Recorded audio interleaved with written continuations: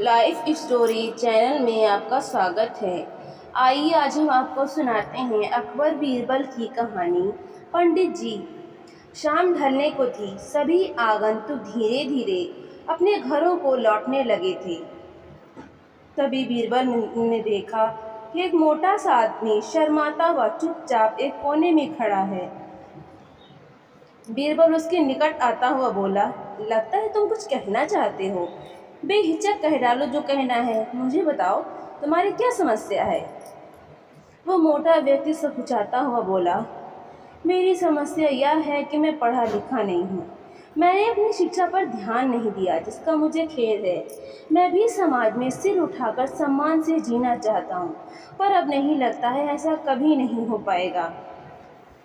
नहीं, कोई देर नहीं, ऐसा ज़रूर होगा यदि तुम हिम्मत न हारो और परिश्रम करो। तुम्हें भी योग्यता है। बीरबल ने कहा, लेकिन ज्ञान पाने में तो सालों लग जाएंगे। मोटे आदमी ने कहा, मैं इतना इंतज़ार नहीं कर सकता।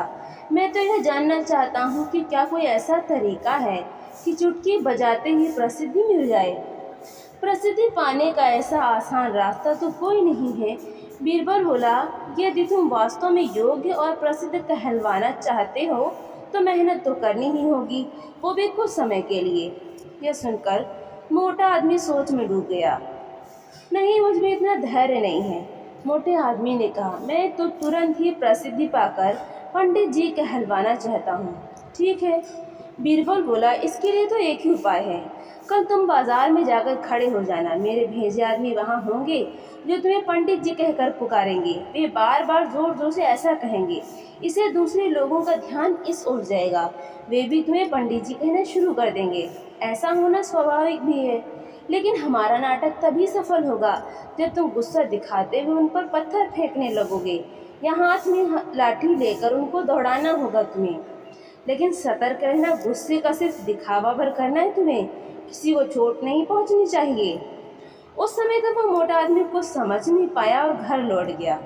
अगली सुबह वो मोटा आदमी बीरबल के कहेनुसार व्यस्त बाजार में जाकर खड़ा हो गया। तभी बीरबल के भेजे आदमी वहां आ पहुंचे और तेज स्वर में कहने लगे, पंडित जी, पंडित जी, पंडित जी। मोटे आदमी ने यह सुन अपनी लाठी उठाई और भाग पड़ा उन आदमियों के पीछे, जैसे सच ही ने पिटाई कर देगा। बीरबल के भेजे आदमी वहां से भाग निकले, लेकिन पंडित जी का राग अलापना उन्होंने नहीं छोड़ा। कुछ ही देर बाद आवारा लड़कों का वहां घूमता समूह पंडित जी चिल्लाता हुआ उस मोटे आदमी के पास आ पहुंचा। बड़ा मज़ेदार दृश्य प्रस्तुत हो गया था। मोटा आदमी लोगों के पीछे दौड़ रहा था और लोग पंडित जी कहते हुए नाच गाकर चिल्ला रहे थे। अब मोटा आदमी पंडित जी के नाम से प्रसिद्ध हो गया। जब भी लोग उसे देखते तो पंडित जी कहकर ही संबोधित करते। अपनी ओर से तो लोग यह कहकर उसका मजाक उड़ाते थे कि वो उन पर पत्थर फेंकेगा या लाठी लेकर उनके पीछे दौड़ेगा। लेकिन उन्हें क्या पता था कि मोटा तो चाहता ही यही था। वो तो प्रसिद्धि तो होने ही लगा था। इसी तरह महीनों बीत गए। मोटा आदमी भी थक चुका था। वो यह भी समझ गया था कि लोग उसे सम्मानवश पंडित जी नहीं कहते, बल्कि ऐसा कहकर तो वे उसका उपहास करते हैं। लोग जान गए थे कि पंडित कहने से उसे गुस्सा आ जाता है। वो सोचता था कि शायद लोग मुझे पागल समझते हैं। यह सोचकर वो इतना परेशान हो गया कि फिर से बीरबल के पास जा पहुंचा। वो बोला, मैं मात्र पंडित जी कहलाना नहीं चाहता, वैसे मुझे स्वयं को पंडित कहलवाना पसंद है और कुछ समय तक यह सुनना मुझे अच्छा भी लगा। लेकिन अब मैं थक चुका हूँ। लोग मेरा सम्मान नहीं करते, वो तो मेरा मजाक उड़ाते हैं। मोटे आदमी को वास्तविकता का आभास होने लगा था। मोटे आदमी को यह कहता देख बीरबल हंसता हुआ यह बोला, मैंने तो तुमसे पहले ही कह दिया था कि तुम बहुत समय तक ऐसा नहीं कर पाओगे। लोग तुम्हें वो सब कैसे कह सकते हैं जो तुम हो ही नहीं। क्या तुम उन्हें मूर्ख समझते हो? जाओ, अब कुछ समय किसी दूसरे शहर में जाकर बिताओ। जब लौटो तो उन लोगों को नज़रअंदाज कर देना जो तुम्हें पंडित जी कहकर पुकारे। एक अच्छे सभ्य व्यक्ति की आचरण करना। शीघ्र ही लोग समझ जाएंगे कि पंडित जी कहकर तुम्हारा उपहास करने में कुछ नहीं रखा और वे ऐसा कहना छोड़ देंगे। मोटे आदमी ने बीरबल के निर्देश पर अमल किया। जब वो कुछ माह बाद दूसरे शहर से लौट कर आया तो लोगों ने उसे पंडित जी कहकर परेशान करना चाहा, लेकिन उसने कोई ध्यान न दिया। अब वो मोटा आदमी खुश था कि लोग उसे उसके असली नाम से जानने लगे हैं। वो समझ गया था कि प्रसिद्धि पाने की सरल राह कोई नहीं है।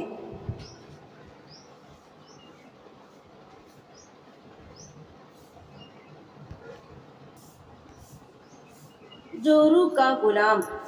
बादशाह अकबर और बीरबल बातें कर रहे थे। बात मियाँ बीवी के रिश्ते पर चल निकली तो बीरबल ने कहा, अधिकतर मर्द जोरू के गुलाम होते हैं और अपनी बीवी से डरते हैं। मैं नहीं मानता। बादशाह ने कहा, हुजूर मैं सिद्ध कर सकता हूँ। बीरबल ने कहा, सिद्ध करो। ठीक है, आप आज ही से आदेश जारी करें कि किसी के भी अपनी बीवी से डरने की बात साबित हो जाती है तो उसे एक मुर्गा दरबार में बीरबल के पास में जमा करना होगा।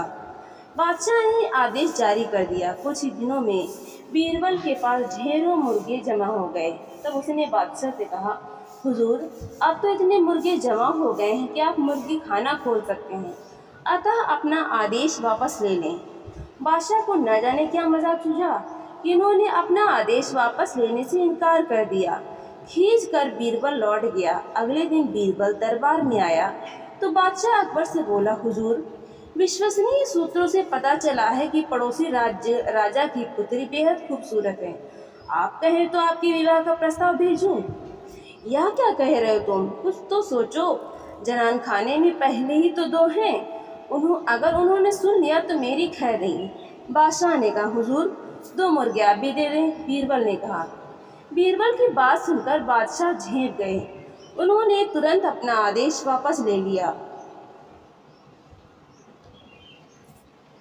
टेढ़ा सवाल। एक दिन अकबर और बीरबल वन विहार के लिए गए। एक टेढ़े पेड़ की ओर इशारा करके अकबर ने बीरबल से पूछा, यह दरख्त टेढ़ा क्यों है? बीरबल ने जवाब दिया, यह इसलिए टेढ़ा है क्योंकि यह जंगल के तमाम दरख्तों का साला है। बादशाह ने पूछा, तुम ऐसा कैसे कह सकते हो? बीरबल ने कहा, दुनिया में ये बात मशहूर है कि कुत्ते की दुम और साले हमेशा टेढ़े होते हैं। अकबर ने पूछा, क्या मेरा साला भी टेढ़ा है? बीरबल ने फौरन कहा, बेशक जहाँ पना। अकबर ने कहा, फिर मेरे टेढ़े साले को फांसी चढ़ा दो। एक दिन बीरबल ने फांसी लगाने की 3 तख्ते बनवाए, एक सोने का, एक चांदी का और एक लोहे का। उन्हें देखकर अकबर ने पूछा, 3 तख्ते किस लिए? बीरबल ने कहा, गरीब नवाज, सोने का आपके लिए, चांदी का मेरे लिए और लोहे का तख्ता सरकारी साले साहिब के लिए। अकबर ने अचरज से पूछा, मुझे और तुम्हें फांसी किस लिए? बीरबल ने कहा, क्यों नहीं जहाँ पना, आखिर हम भी तो किसी के साले हैं। बादशाह अकबर हंस पड़े। सरकारी साले साहब के जान में जान आई। वो बाइज्जत बरी हो गया। 3 गधों का बोझ। बादशाह और उसके 2 पुत्रों को नदी में नहाने का शौक था। बीरबल भी कभी कभी उसके साथ नदी जाता था, पर कभी नदी में नहाता नहीं था। बादशाह और उसके 2 पुत्र एक दिन बीरबल के साथ नदी में नहाने गए और नदी में नहाने लगे।